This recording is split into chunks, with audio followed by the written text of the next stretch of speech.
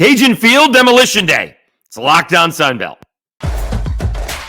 You are Locked On Sunbelt, your daily podcast on the Sunbelt Conference, part of the Locked On Podcast Network, your team every day.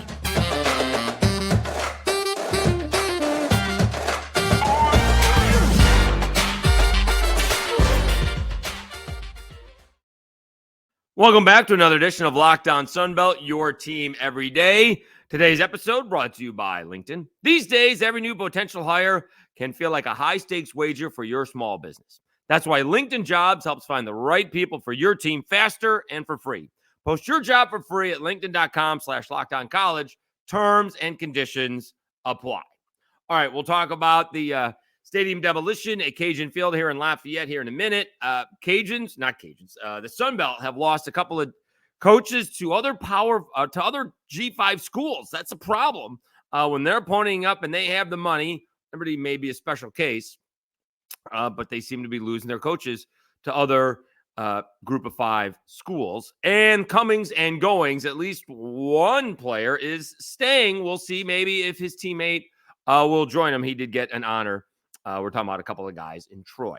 All right, so today in Lafayette, in typical Cajun style, they made a party out of tearing down a stadium. Middle of the day, we're having barbecue and we're having beer. Adopted Dog Adopted Dog provided the beer, and Mid-City Barbecue, same company, provided the barbecue, and both were absolutely delicious. You know, we're going to actually play a video that I took, so I have the rights to it.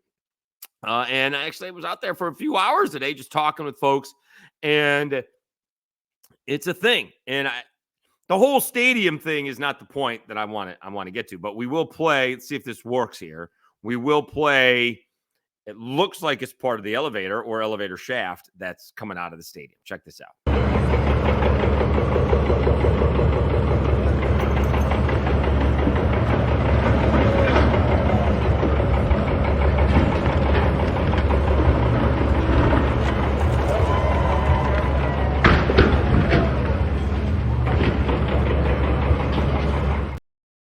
So that was pretty cool. All right. And so they're going to take the tower down where it says Cajun Field. Most of that may have been down today.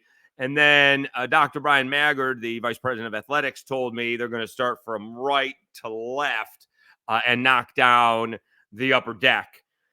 And he says it's going to take 60 days. So that's not very long, right? So by, a little bit after, January 31st or right after the Super Bowl, it will be demolished. All right. Still going to take 2 years to go, or a year and a half per se, to get fixed, right? It's supposed to be ready for 2025. And that's basically what I want to talk about. This is a chance to reboot Raging Cajuns football. And Mike Desimo in the press conference today said, you don't very often get a chance to be in a new stadium. And that's what he's telling his players the last couple of years, and the players that are staying are still here, and maybe the players that are coming. That you just, Cajun Field's been here for over 50 years, and there hasn't been anything new about it anytime recently. And so Raging Cajuns football has a chance to reboot. Now, the first thing, other than the stadium, they need to get back to what they were doing. All right. It's been a tough couple of years. Mike Desimo had to deal with a bunch of defections from the coaching staff and a bunch of players. And in today's press conference, he said, from the team that played in the New Orleans Bowl in 21, when he took over, 45 players were not on the team the next year. Well, that's half your roster. All right. That's a ton.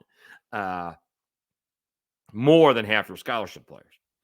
And so it's going to take a little bit of time to get that going. They have some pretty good talent, all right? And now you got Zion Chris, a quarterback, probably, all right? You have Draylon Washington and Zylan Perry. You have some really good receivers, all right? They're losing some veteran guys, but they have some young guys that could be here for a couple of years, and they will continue to recruit. The guys they recruited last year, right, are going to get to play, and maybe the guys they recruited a couple of years ago will get to play, and now – by the time 25 comes around, the guys that are being recruited this year will get to play. And that's what they have to do. For whatever reason, economically based, right? Because, a lot of the jobs with the oil services industries, left and never came back. Although the oil industry has been, gangbusters, for the last few years, the jobs have just not come back. And, the Cajuns, when I got here in 2013, we're drawing 25, 28,000, maybe 30,000. They announced a pretty good crowd for the Sun Belt Championship in 21. I don't think it was as much as they announced it, but whatever the case may be. During that year, they weren't drawing. They were drawing 10 and 12,000. They were having their best year ever. And they weren't drawing very much. So a couple things have happened. Now they're going to get a stadium, and it's going to be gorgeous. And I would set the bottom line, all right, and rain. I don't expect people to sit out in rain. Heat, we live in the heat. Deal with it. I would also presume that they probably won't. You can never predict these things, right? They probably will wait. Also, I'll give them more time. They'll probably start on a 2-game road trip, right? They won't play Labor Day weekend at home. They'll probably have game number 3 at home, something along those lines, just to have a little bit more time to make sure that the stadium is ready. So maybe it'll cool off a little bit, not all that much. But they need to average 25,000 fans ball game. It's going to hold 30 grand more, right? It'd be nice. I'd be foolish to tell you they need to average 30,000, sell it out the whole first season, and have 180,000. That's probably not realistic. Also, some of that's going to depend on the team and the weather. All right, you got to take it all into consideration. So if the team isn't any good, it doesn't matter how nice your stadium is. The people are going to fall off around here, and so they need to do a good job of putting the team together. And now when he's recruiting, right, he can say, hey, look, we started, right? When Mike Desimo and his coaching staff are out there recruiting, we started. This is what it's going to look like, all right? And it's going to look really good. It really is. It's going to be a fantastic facility when they're done with it. The other thing that they have done, they have stopped with the Ticketmaster. Again, it's an odd deal with the whole Cajun Dome. They ran the tickets for Raging Cajun football, not a Raging Cajun employee. And I think that's changing. They're bringing people in to sell. And I think I've mentioned it on this before. They need to sell groups. As somebody who did that back in the day with minor league baseball, the chances that you're coming with your friends, whether it's a church group or whatever it is, 40 under 40 or a seniors group or whatever the case may be, the chances that you've already paid and you're coming with friends, the chances that you're going to show up are much higher than, let's just skip this one. No, you sell it and you end up going and you get more people in the stadium.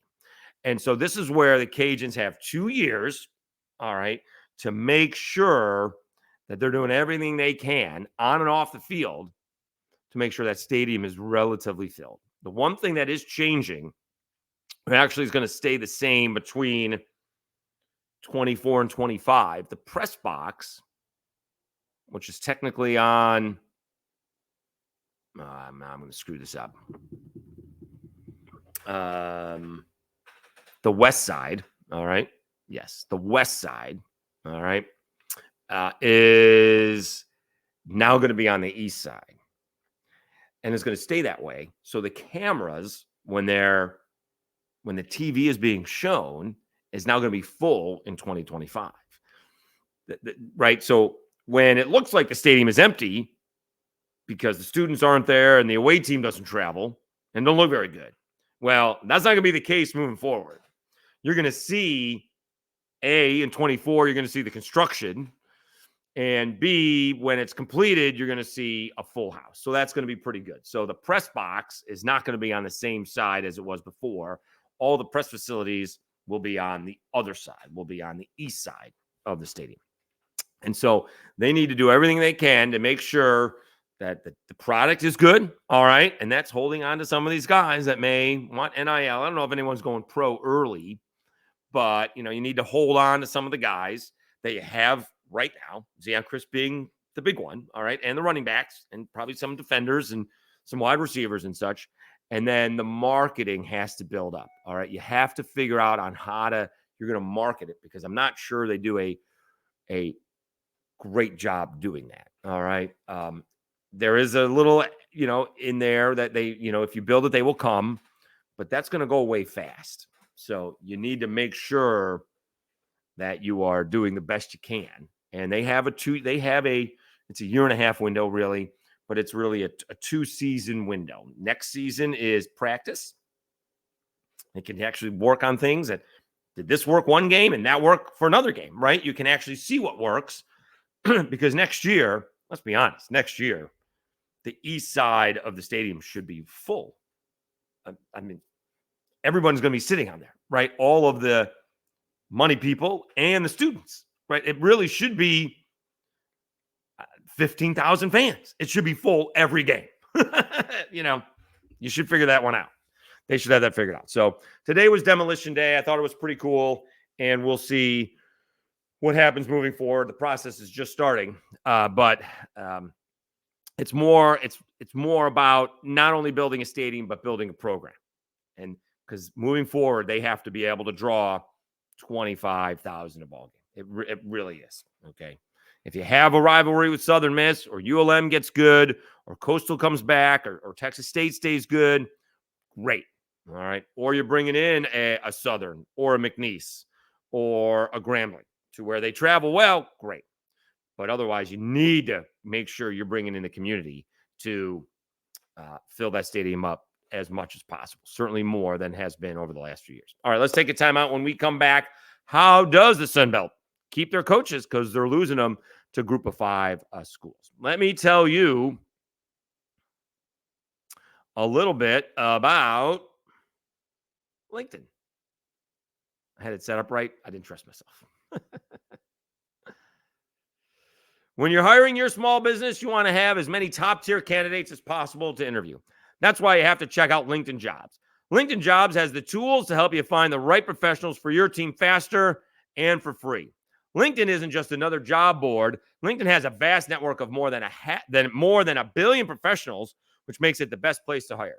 Hiring is easy when you have that many quality candidates. So easy, in fact, that 86% of small businesses get a qualified candidate within 24 hours. LinkedIn knows that small businesses are wearing so many hats and might not have the time or resources to hire. Thankfully, with LinkedIn, the process is intuitive, quick, and easy. They even just launched a feature that helps you write job descriptions, making the process even easier and quicker. Post your job for free at linkedin.com/lockedoncollege. That's linkedin.com/lockedoncollege to post your job for free. Terms and conditions apply. All right, Dave Schultz, Locked On Sunbelt, your team every day. At the end, we'll do some comings and goings. I don't know if there's anyone's goings just yet, but there is somebody returning, and maybe we'll see if his teammate is going to join him to stay in, I guess it would be Eastern Alabama. All right, so how does the Sunbelt keep their coaches? Because the Sunbelt, the last couple of years, excuse me, have lost a couple of big-time coaches. Jamie Chadwell had Coastal Carolina heading in the right direction. He went to Liberty. Now he's in a New York Six Day Bowl. He's out at the festival, right? So that certainly worked for him. Plus, I'm not sure if he was making $1 million at Coastal Carolina, but now he's making $4 million at Liberty. And now John Summerall is headed back to Tulane. Former assistant coach there has jumped from Troy to Tulane.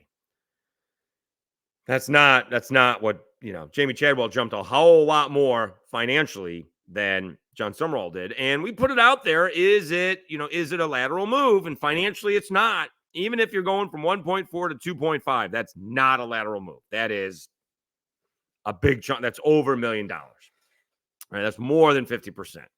That's a lot of money. Okay. The idea, though, is can you win a championship more at Troy or at Tulane? Aren't they on the same level when it comes to that? Now, excuse me.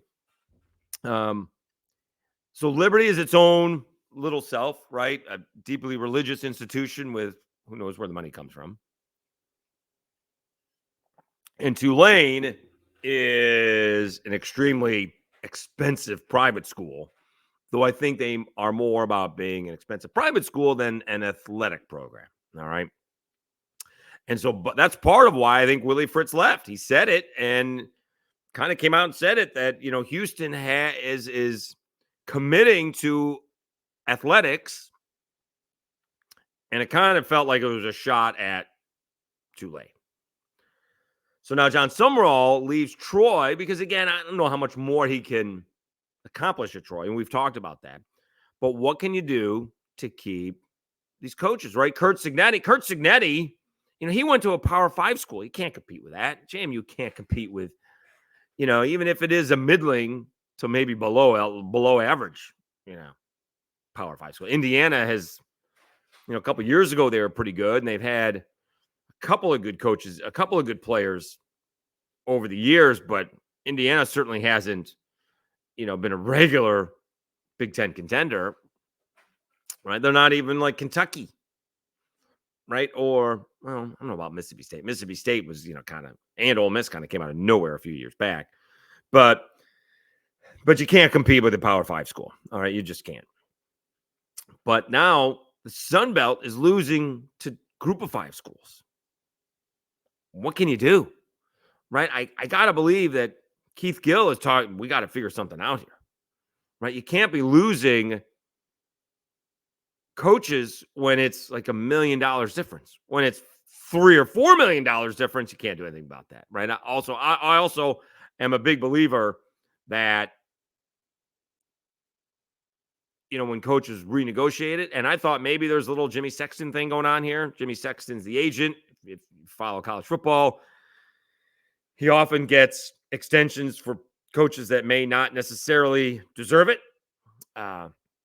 Some do, all right? And John Summerall deserved it. And Troy stepped up. I don't know what he was making before, but I thought it was less than $1 million, and they stepped up. The reports had it to $1.4 million. Apparently, reports, or at least in the comments, it's 2.5 at Troy. You can't blame him for taking the game. All right.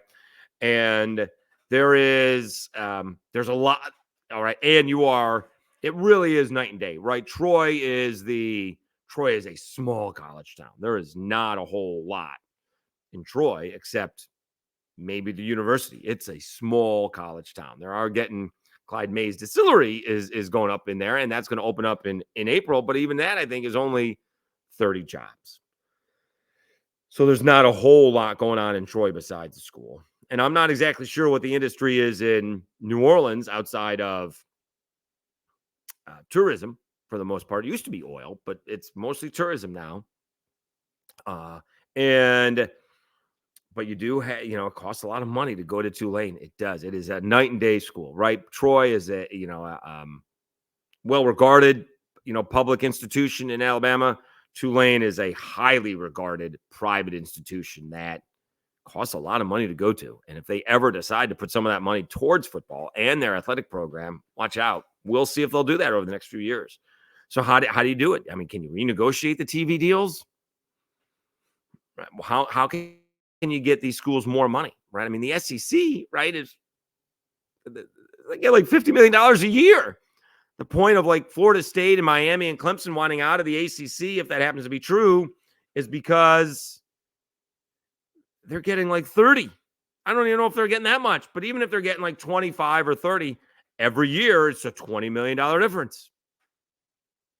So over, 4 years, the SEC school is getting $200 million.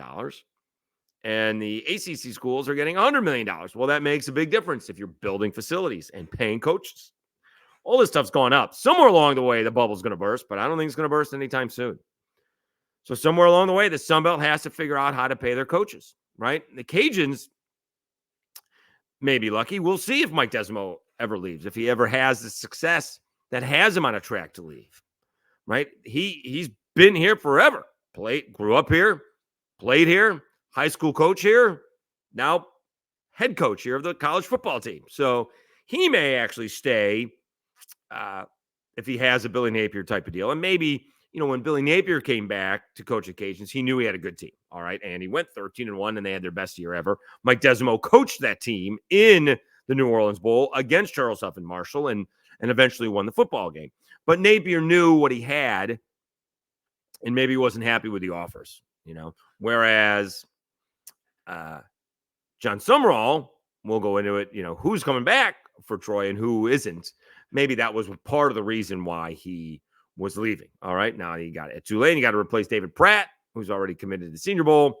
And so we'll see what, Tulane may be in the same boat as Troy in terms of, replacing players and having a big talent turnover. All right. Let's take a time out. We'll talk a little Sunbelt Cummings and coming and goings. One player returning. Still waiting to see the other player, but he got a big-time award. All right, so we'll talk about a couple of players at Troy when we come back. Let me tell you about FanDuel. As the weather gets colder, the NFL offers stay hot on FanDuel. Right now, new customers get $150 in bonus bets with any winning $5 moneyline bet. That's $150 if your team wins. If you've been thinking about joining FanDuel, there's no better time to get in on the action. The app is so easy to use. There's a wide range of betting options, including spreads, player props, over-unders, and more. So visit FanDuel.com/lockedon and kick off the NFL season. FanDuel, official partner of the NFL. Dave Schultz, Locked On Sunbelt, your team every day. Don't forget bowl games. A lot going on with that. That's all starting on Saturday. We will be at the New Orleans Bowl for the Cajuns and Jack State, and we'll certainly preview that later on. Did do well. It's a little bit odd. So my former producer, quick story. My former producer in radio would go to the casinos, and, I know many people that bet the don't pass line on the craps table, but he would. And so my theory in the gambling is, bet on good teams to play good and bad teams to play bad. Well, now I'm betting on the bad teams to. Usually that was the case where I'd bet on the good team to beat the bad team, right? And when the opposite happens, that's gambling. It happens, right? Well, now I'm betting on the bad team to be bad. And one of the bad teams right now in college basketball is LSU. They're just not good. And they were favored at home against Kansas State. Didn't understand why. So that was a relatively easy win. And we'll see other schools, other games moving forward. I think the Pelicans covered against Minnesota, which was a nice bounce back after a poor showing against the Lakers. So there are games out there, and the Pistons are awful. Although make sure that they are not covering. They've lost like 20 in a row, so be careful with that. All right, Dave Schultz, Locked On Sunbelt, your team every day, coming and going. Chris Lewis, wide receiver, Mr. Everything for Troy, actually announced he is coming back. He's not going to the transfer portal. He's not going pro. He's coming back to Troy. He was their deep threat. I should have done this before I started this, but let's see here. Chris Lewis stats. He had 3 touchdowns against South Alabama, and in each one of them, he was covered. So he had some interesting numbers, right? He's got 10 receiving touchdowns. He only had 32 receptions.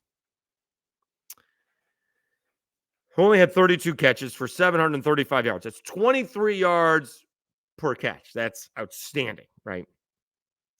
And 10 of them were touchdowns. So almost 1/3 of his catches were touchdowns. That's outstanding. He's got to do better than the 32. So maybe that's why he's coming back. But the other thing is, he is coming back when the one guy who's not coming back is the quarterback, right? Gunnar Watson. He's finished 6 years of college football, playing in the bowl game. He will not be back next year. The other gentleman who had some news on Monday was Kamani Vidal, who was voted as an All-American. AP All-American, Troy's first AP All-American since 2000. He was third team, right? He was the Sun Belt Offensive Player of the Year. Jordan McLeod, the quarterback at JMU, was the Player of the Year. But Kamani Vidal and his 5 touchdowns in the Sun Belt Championship ball game are third-team All-American. Now, is he going to go pro? One would think. He can come back. He played in 2020, so he has that extra year. I have not seen if he has announced one way or another. So he may be back, and that's certainly going to help out the quarterback, whoever that may be, moving forward. So we shall see what Kamani Vidal decides to do. All right. If he decides to leave, does he have a Senior Bowl invite? One would think that he would have one. We did have one goings. Let me see.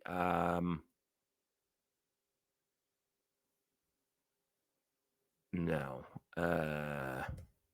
Hold on. It is. I always get this wrong. It's Marcus Carroll, right? Yes. Marcus Carroll from Georgia State. He is now at Missouri.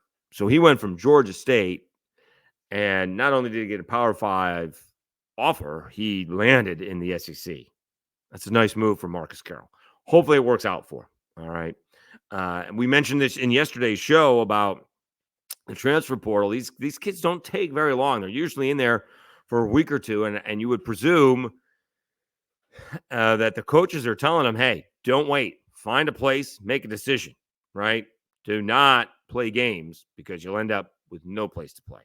So that's another coming and going. So Marcus Carroll Jr., who had a fantastic year at Georgia State, along with Kamani Vidal at Troy, Carroll headed to Missouri. So that's a big deal for Mizzou and for Marcus Carroll, for that fact of the matter. I guess we can see here Sunbelt stats. These guys, I think, were 1-2 in Sunbelt Conference stats. Were 1-2 in rushing. Carroll may have led the conference, if I'm not mistaken. Let's see here. Select a season. Computer doesn't want to work. There we go. Rushing leaders. Kamani Vidal led the Sun Belt with 1,582 yards because he had the extra ball game, but only 6 more attempts. Marcus Carroll was second with 1,350. So they both had great years. Carroll actually had more touchdowns in the regular season, 13-9, but Kamani Vidal with his 5 touchdown game, as we mentioned, against App State in the championship ball game, has him leading the conference with 14. So we'll find out if Kamani Vidal, if we get an announcement, if he's going pro or what his plans are going to be doing. But Chris Lewis, the fantastic deep threat wide receiver from Troy, is returning to the Trojans. Quick thanks. Probably should have done this at the top, but we got into the Demolition Day so quickly. Our subscriptions have, exploded, so to speak. We started the day needing like 125, and I'm needing now less than 90 to get to 1,000. So thank you so much. It means a ton in not the easiest time for me. So if you know people who like Sunbelt, please have them subscribe to the YouTube channel. We can get to 1,000 by, January 1st. It is a big help. So thank you so much. Don't forget about the audio podcast as well. So appreciate that. It is, Apple Podcast or Spotify. You can find it wherever you're looking, wherever you get your audio podcast from. You can just search Lockdown Sunbelt and it will be there. If it's not, let me know. We can fix that. Again, thanks so much. We will start previewing the bowl games moving forward. And again, we'll be at the New Orleans Bowl on Saturday and planning to go to the Raging Cajuns and McNeese basketball game on Sunday. Just to throw it out there, McNeese did a great hype video with Will Wade coming back. I mean, it's over the top, but it's on point and it's hilarious. So good for them all involved. All right, not back after this. We will be back tomorrow. All right, so thanks so much for tuning in. Thanks again for the subscriptions. It really means a lot. I really do appreciate it. I'm Dave Schultz, and you've been watching and listening to Lockdown Sunbelt, your team every day. Talk to you again on Wednesday.